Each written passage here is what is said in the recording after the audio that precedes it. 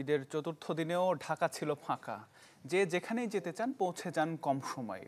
সেই খুশিতে মনের আনন্দে কেউ যান আত্মীয় পরিজনের সাথে দেখা করতে, কেউ আবার ঘুরতে আসেন বিনোদন কেন্দ্রে। জাহাঙ্গীর আলম রতনের ছবিতে শামীমা সুলতানার রিপোর্ট।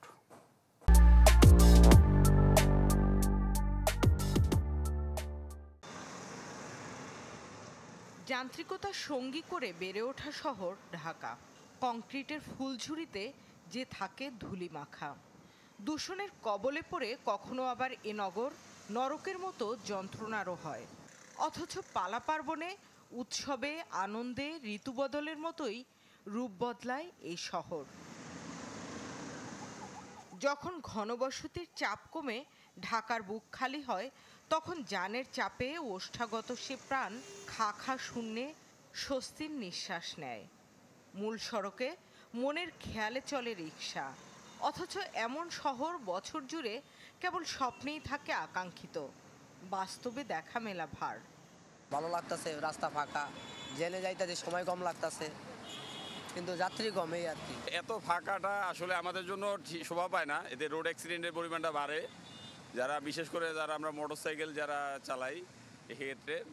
তবে গত বছরের তুলনায় এবছরে একটু ট্রাফিক সিস্টেমটা অনেকটাই একটু ভালো।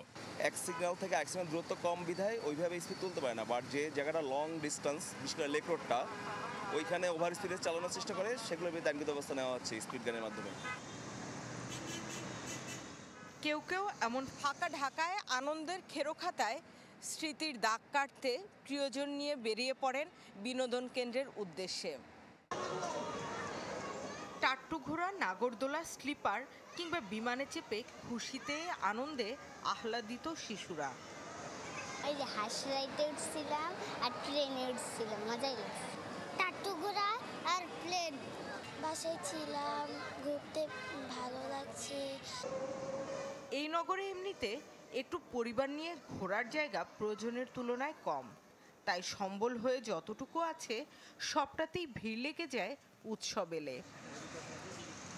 শামীমা সুলতানা, চ্যানেল 24, ঢাকা।